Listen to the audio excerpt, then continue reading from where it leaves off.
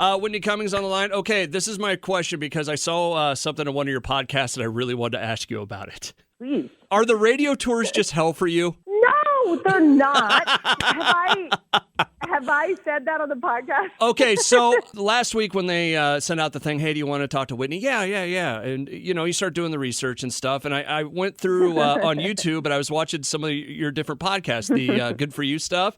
And the first one I stumbled across, you guys were talking something about radio, and you started to go down a certain road, and then it turned to Disney. I was like, no, go back. Tell me why you hate radio people. It was, okay, I don't remember that. I say a lot of things that I have people come up to me in airports and like, hey, so like, why do you hate ladybugs so much? And I'm like, what? I don't remember having a qualm with you went off on ladybugs for like an hour. I'm like, oh, sorry. You see to this report where you run out of things to say. But no, it's more that we used to, this is a dream, being able to talk to you from, we used to have to fly in. Because here's what it is. It's more that I used to fly in the night before, do a show, get up at 5 a.m., and then you would get there, and there was just like Wiggles in the Hog or whoever would be like, hey, so, let's see your boobs. And I'm like, dude, it's 5 a.m. I've gotten 2 hours of sleep. Like, why are you yelling at, like, it was just, and then there's sort of like, there's certain ones that just sort of, they just want to show how funny they are to you. And you're like, and then it's like, why am I even here? Do you guys even need me? And I think that by radio people, if this was Tom Segura's episode. No, it was, hold on, I'll look. It was the one after Tom, I believe. Interesting. Not Nikki Glazer, not. It was the one lady who, it was the one lady who does like morning radio or something, and she does it. It was last week when I listened, and it was like she does every other day or so. I forget, but I just remember that line, and you guys went into Disney, and I was like, no, go back. I want to hear it. Fortune. Yes. Fortune Feimster. Yes, she has a serious radio show. I mean, look, I grew up on Howard Stern and Casey Kasem radios where I learned to do anything I've done. But I think it was more specifically about touring, about having to go. Okay. And they're like ringing bells and tambourines in your face. And you're just like, oh my God, it's so early. And then it's be funny at 5 a.m. Yes, totally. And, you're up till, 2 a.m. the night before doing stand up, and you come in and then half the time you found out you've already sold the shows out. Yeah. You're just like there, so it's more that. I think comedians have a very specific experience of like having to do radio at 5 a.m. I get even you. Though we don't meet. You know what I mean? It's like that kind of stuff. I was going to say, Des Moines is not sold out at the Sherman Place. So I'm here and thrilled to be talking to you. I cannot wait to be around you people.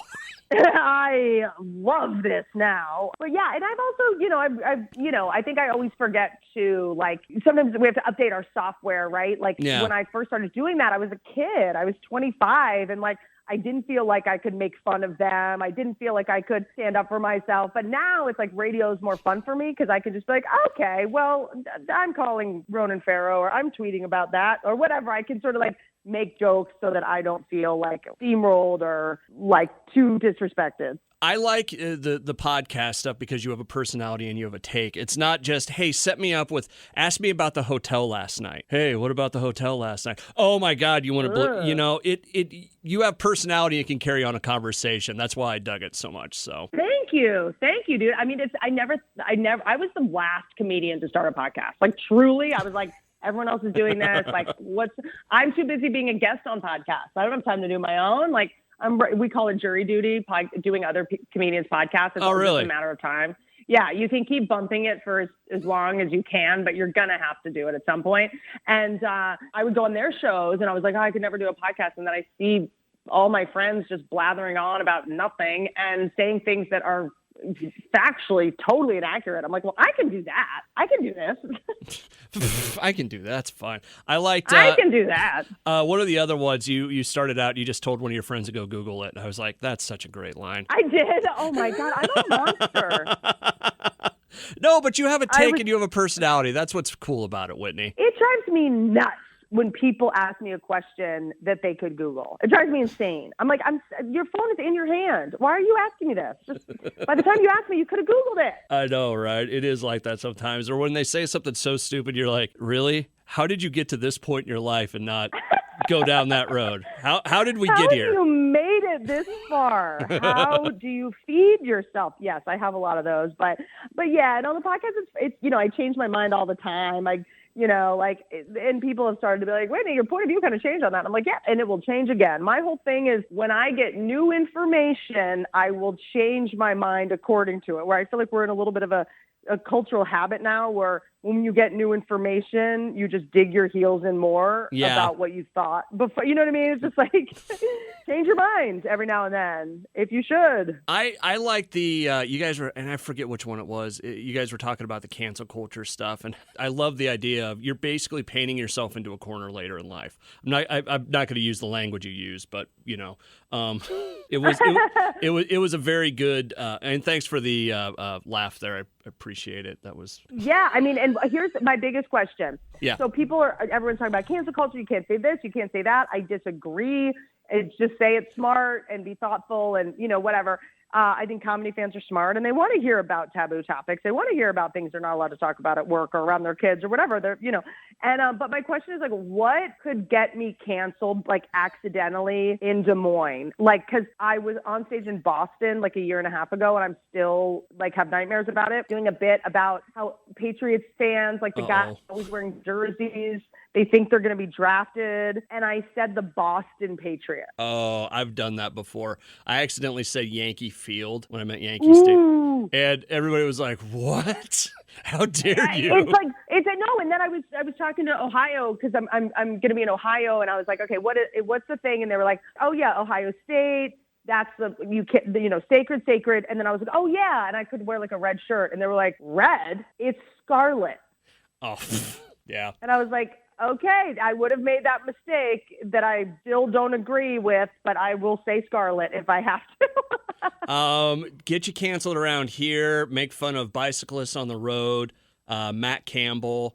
Wait, they don't like you making fun of cyclists? No. Oh, God. I said that one time on the radio, and I will never do that again. Wait, aren't you glad that I asked? Wait a minute. Why? No, I'm just giving you. You want to know what'll get you canceled in Iowa? Well, why did you get in trouble? Why? What's wrong with making fun of cyclists? They're dorks. Whitney Cummings. You can find out more about her at whitneycummings.com. I've done this before. You have fun. Why did the nerds get mad? Why did the bike dorks get mad? Did Lance Armstrong call you? Because he has a ball. He's ballsy. He's not ballsy, but he has a ball. Yeah, it was bad. This is more about you than it is me, Whitney. I want to talk about your tour. I think anyone out in the world is annoying, whether in cars, on bikes. You know what? I can believe that about you. Yeah, everyone is does something annoying at all times. So it's like, Oh, God. Touch Me Tour coming to town. Whitney, I have to gush over you for one other thing. My wife and I were huge fans of Two Broke Girls. Oh, man. Thank you. I was going through the research. I'm like, holy crap, she wrote that? That's awesome. Thank you. That means so much to me. I kind of want to do a reboot called Two Broken Girls. It was such a blast to do, and people really seem to be leaning into watching it during the pandemic because it wasn't about, there's no politics in the show. We had a rule, no politics, and the storylines were not, the A story was not romantic ever until like way later in like the fourth season because we were like, this is about money, and that's actually way more taboo than sex or dating at this point. And, we really wanted it to be super edgy, and it's the two most taboo topics, love and, sex jokes and money. And we really want to make shows about money, and that's what a lot of Hollywood people, they're so freaking rich, and they went to Harvard, so they have never had money problems. So their idea of a problem on a TV show is like, he won't call me back. Should I get a makeover? It's like, what? Like, no one's worried about that. So it was cool that so many people hooked into it because that was our goal, to make it broadly appealing, not like a little niche, a comedy nerd show that only guys on bikes watch. God, here we go again. I know you really you should. If someone tells me not to say something, I like have to. You are witnessing the biggest obstacle in my life and why I am not married. I have to lean into that. Sorry. Are you still engaged? I am not engaged. Broke off the engagement. I'm sorry. I shouldn't have brought it up. I did not know. No. My amazing personality handled that.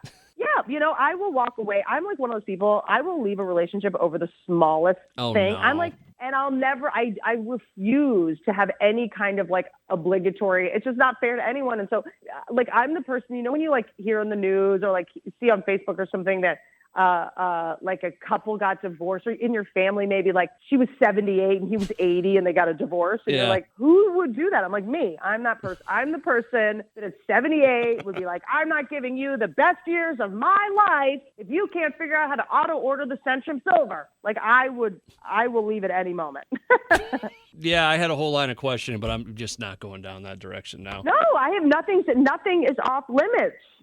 Yeah, but some of that stuff can be, like I said, I was just curious because I was going to ask, it's like, hey, is it tough, being, you have a personality that I would think would maybe, I don't want to say cause issues, but I've run into it with radio where it's like you say something and it's like you don't exactly mean it that way, but you're going for the effect, Yes. And I was trying to connect with you on a certain level and it failed miserably. No, you did not fail because it's sorry, I just interrupted you. You didn't fail. I just wanted to talk. You're fine. No, I think it was yes, and all my friends are comedians, so it's like nothing's ever off limits, and then you get in a relationship with like a normal person that had a good childhood whose parents read to them, and you're like, hey, and you're like roasting them, and they're like, this is abusive. I'm like, oh, right, I forgot. Normal people don't act like God. this. I'm so sorry. So sorry. That was bad. Like, so I have to kind of tweak my personality when I'm around non-comedians. Tone it down just a hair.